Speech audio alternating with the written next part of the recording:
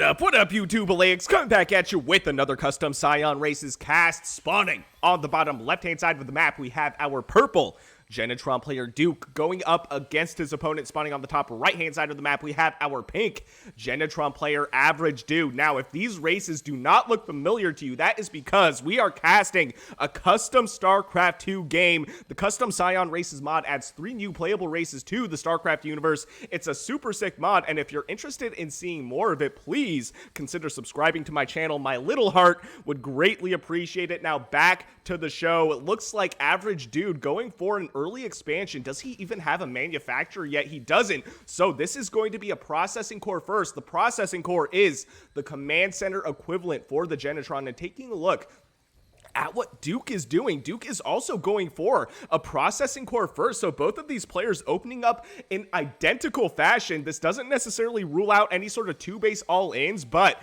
I'm kind of sensing a potential macro game in the making. Now, if my voice sounds haggard today, that is because we did a 4-hour live stream featuring the custom Scion Races skirmish. It was a tournament, a 7-round tournament. It was absolutely insane. I will post videos from that cast, or from that stream, excuse me.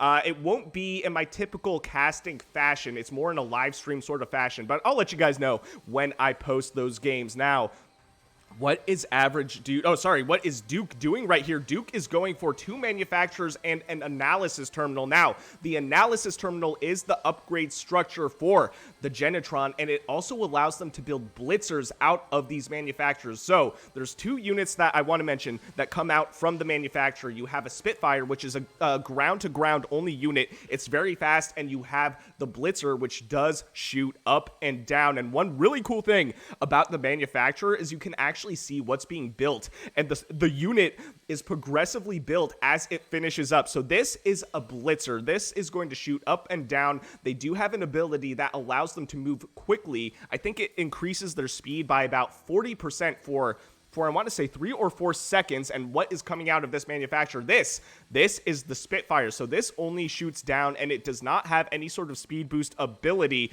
but we do have the analysis terminal, so that will allow AverageDude to build blitzers if he so chooses. But we also have the Fabricator. I want to say this is like the factory equivalent for the Genitron. You have more kind of tech heavy units coming out of this thing. You have the Mole, which is like a siege tank. It's like a mix between the Widowmine and a siege tank, only because it looks like a Widowmine, but it has to siege up to do any sort of damage, which is similar to the Widowmine, but it really acts a lot more like a siege tank. You'll see what I mean if he decides to build one. And we also have the Processor. This is an observer, essentially an observer. This is a detector unit. It's like a high-speed uncloaked observer. So it is a really cool unit. What do we have here? We have a repulsor. This does not shoot up, so this processor is safe. None of these units shoot up, actually. So Duke could really get some scouting information here if he decides to. And what do we have? We also have, I don't remember what this unit is called, but I know it's an anti-air unit. What's it called? The Torrent. So this is an anti-air unit. So the processor would get attacked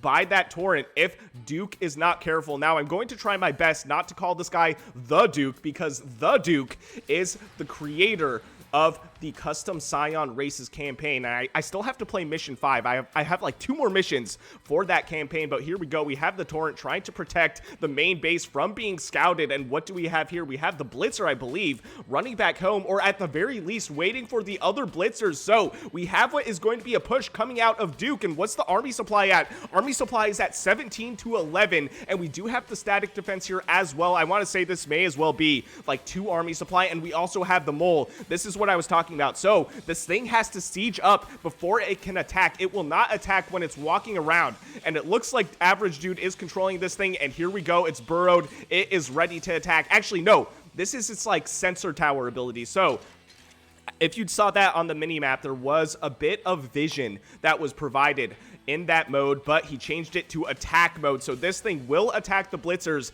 if Duke decides to get too close. We'll see if he's feeling cheeky right now. And we also have a 3rd base coming down for Duke as well. So this isn't necessarily a 2-base all-in. He's just seeing what sort of harassment he can do at this point in the game. It's been pretty quiet, and we also have what is going to be a 3rd base coming down, but the processor spots this. And it looks like this poor ACR will explode before it can do anything. At the very least, AverageDude did not lose 100 minerals with a force cancel on that processing core. And here we go. We have the torrent. I love the look of this thing. This straight up anti-air machine. What a cool unit. Now, if you're not familiar with the Genitron, they are all machines. They are an AI-powered race. This is what we're going to see in the future, folks. This is what Elon Musk wants to happen, man. I swear to God. And here we go. We do have the mole placed really strategically right here, protecting the third base location. One of the blitzers does go down. These blitzers are at virtually full energy, and they will run home. And we have what is going to be effectively a double expansion coming out of Duke. So Duke playing really, really aggressive on the greedy play, man. He's going for the full macro play, and I love it. I'm trying really hard not to get them mixed up. Their colors are so similar that I keep having to look on the bottom left-hand side to make sure I don't accidentally mislabel one of these players. And we have what are going to be a lot of Spitfires coming out from these manufacturers. We do have a fabricator here as well. What else do we have? We have an outfitting station, which I believe allows fixers to be built from these fabricators. Now, not fabricators, excuse me, manufacturers. Now, the fixer is a really cool unit. Oh, here it is, actually. So this is a medic, but at the same time, it does anti-ground damage as well. They have like a little cannon in their hand. It is so cool, and they fix every unit. Doesn't matter if they're on the ground, doesn't matter if they're flying. They do not discriminate. They're like, hey, look, you're hurt. I got you, man. I got you. But one really cool thing about the fixer is I've seen pure fixer armies win games, man. I swear to God, it is so cool. And here we go. We have the mole. It is unsieged. That tells me that AverageDude is potentially going to be going for some sort of aggression. And we also have the Insider. Now, the Insider is a really cool unit. Although it looks like there's a cockpit here, this is not manned by any pilot. I think this is like an eyeball because, like I said, this is an AI-powered race. Now, one really cool thing about the Insider is it can jump cliffs a lot like a Reaper, and its attack does splash damage. They are a really cool unit, and we honestly don't see a lot of them, so I'm really excited to see this. We also have the Equalizer, which I believe does extra damage versus Armored, but I don't believe they shoot up. I've heard that they were kind of compared to like Immortals in the past, and we have this mole right here. I really want to see this mole either burrow, enter its like Sensory Tower mode, or do something, because this is stressing me out. It is not going to do anything, but based on the composition of this army and how it's balled up, I'm gonna guess that AverageDude is going to be going for some aggression here, and he really should, because right now we're looking at 72 workers to 62. Now 76 workers. Duke is really having the time of his life with this economy. He is not being bothered at all. And what do we have here? Oh, okay, we have a processor, and it doesn't look like Duke has an answer to this, so this processor is just chilling. Now we have another processor. Man, these colors are so similar that I wonder if Duke just doesn't notice this. This is like a changeling, but it's just because it's the same unit that he would own, just a very off color, which I think is kind of funny that they chose basically two shades of the same color. But here we go. We have what is going to be a potential attack at the like 3rd/4th base location, potentially. We also have a 5th base coming down for Duke as well. Meanwhile, AverageDude is still on 3 bases, so AverageDude, man, you really have to do some damage. He's going into siege mode, kinda. He does have the sensory tower mode on this mole, and that's not what it's called. I can't remember what this mode is called, but anyway, he does have vision. If you see on the mini-map, we have that circle of vision that is provided by this mole. Operates a lot like a sensory tower. Now we also have the force cancel on that 5th base, and we have what is going to be potentially the 4th base location in danger. We have a lot of moles right here, so Duke has to be really careful, because we're going to see a lot of DPS being thrown down on this purple Genitron army. Duke forced to the corner of his 4th base, still keeping his units alive though, so very good control by both players. We have the moles moving up, and we have the Genitron army waiting for the moles to burrow, and here we go. We have what is going to be a huge engagement for AverageDude. A lot of these units go down. A lot of the mobile units go down, though, so now we just have the moles left, and they are in range of this processing core, so this processing core will go down. We have the evacuation of the ACRs. A lot of them survive, though. Only 3 units killed, 3 workers killed by AverageDude, and 1 worker killed by Duke, so He did manage to even out the base count, but at the same time, the worker count is still way in favor of Duke. What I would do in Duke's position is maybe double expand. Both of them are floating quite a bit of money. So what I would do, man, I'm tired. That is my excuse, man. I did the 4-hour stream.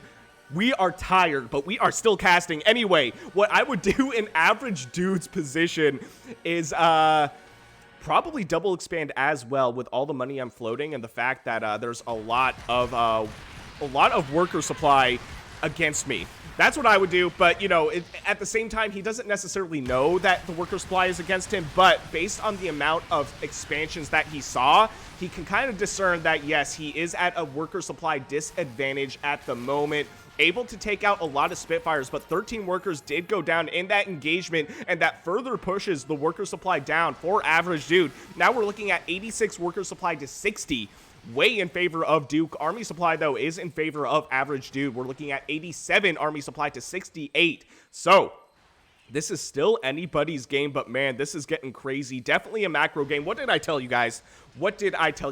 It was a macro game in the making. It's just my caster sense, you know. I don't want to blow smoke up my own ass, but you know, it's just my caster sense. I really don't know what else to tell you. Now, we have what is going to be a lot of repulsors here at the ramp of the, the fourth base location, and I agree with this. We do have an interdictor on the back of this. This is an anti-air static defense structure, so unlike the Terran where they only have missile turrets and bunkers for static defense, and the bunkers require you to put in some sort of infantry unit, you have kind of two versions of a missile turret. You have a ground missile turret and an anti-air missile turret. So it's a nice use of static defense. And also, if you didn't notice, I forgot to mention, the Genitron play a lot more like the Protoss in the sense that they warp in their structures. They 3D print these things, but here we go. We have the Virtus. Now, the Virtus is a really cool unit. It's a tank. It does a ton of DPS, and it can also heal itself on the spot. So we'll see if that's what Duke does. So these things do have the potential to heal up in the middle of combat, but when they do activate their healing ability, they can't move. They are stationary while that happens. So it's a bit of a balancing thing. We do have some Spitfires here. How many workers went down? So we do have a few workers that did go down. Will the snipe go down on this fourth base? The base survives. This hero ACR able to keep it alive just barely. So taking a look at the worker supply as well, now it's at 91 worker supply to 61. We have a 30 worker supply lead in favor of Duke. So AverageDude really has to do some damage, otherwise he's really going to fall behind in economy and consequently in macro. We do have a Virtus right here, caught out of position, but look how tanky this thing is. This thing survived for so long. At the same time, though, we do have what was the fourth base going down. The purple army may find itself a little bit overextended right here. This is a really scary army for AverageDude with these moles, forcing the purple army to retreat further into the pink side of the map, but we also have Virtuses for AverageDude as well. They do go down, though. Taking a look at the upgrades, we do have 3 attack upgrades, 3 light attack upgrades for AverageDude, and we have identical vehicle upgrades for both players. So I really don't know why those Virtuses got melted by the purple ones, but taking a look at the army supply now, we're looking at 48 army supply to 67, still in favor of AverageDude. So even though AverageDude has had the lesser economy of this game, his macro has been on point. He's been able to stay in this game despite the fact that Duke has been expanding like Zerg. This is actually insane. Now, we do have another push going down at, what is this? I want to say like the 5th or 4th base. It's really hard to keep up because Duke has been double expanding multiple times this game, but here we go. We have the moles going into siege mode. We have so many ACRs going down now. 32 workers killed actually by Duke and only 20 killed by AverageDude. So I thought that was more killed by Pink. But here we go. We do have that 4th/5th base going down. Now we have what is the 3rd base in jeopardy. We do have the Virtuses moving into position, but the army supply is actually also in favor of Duke now. So I really don't know where the rest of the army is. These Virtuses staying alive for so long, I honestly can't stand. I can't stand how tanky they are. I mean, they're literally tanks, but man, it's wild. And here we go. We have the 3rd base going down. And at the same time, we have a push of Spitfires in the natural base location for Duke. So that's where some of his army supply is. We do have the Vertices coming in to defend this. How many workers went down this game? So almost 70 workers killed by Duke and 35 by AverageDude. And we're entering like a pseudo base race situation. We still have the 2. We have the 3 Spitfires not doing any damage, or I mean, the Vertice is not doing any damage to those Spitfires, and here we go, we have what is also a siege going on at the natural base location. The Vertice is finally trying to do some damage, but what I think really happened is Duke needs all the army supply he can get, and here we go, man. We have the Achilles, they have a grenade ability, they have their overcharge ability that allows them to deal extra damage for a short period of time with the shared Genitron energy. That is also something I forgot to mention, that the Genitron have shared energy, but we can't see it in this UI. Now that we're seeing Achilles on the field, though, they do crazy damage, man. They are probably one of the best units that the Genitron have at their disposal, man. It is actually insane how much damage they do. I've won so many games with exclusively Achilles. The issue with Achilles, though, they are very expensive to build. At the same time, taking a look at the amount of expansions and the amount of workers that Duke has as compared to AverageDude, 58 workers to 17 in favor of Duke, he can probably afford the Achilles. We do have what was like the 5th or the 6th base going down for Duke, but at the same time, we have what is the 4th or no, this is actually the 3rd base going down for AverageDude, and these Achilles, they are going to put in some work. We have what is going to be the natural base in jeopardy, and really, AverageDude, unfortunately, does not have a lot of economy to come back from. AverageDude throwing out the GG, giving the victory to Duke. What a wild mirror matchup custom Scion Races game. If you enjoyed what you saw, please consider shooting me a like and subscribe. I would greatly appreciate it. And if you want me to cast any of your own games, I will leave my email and Discord in the description below. And I'll see you guys on the next one.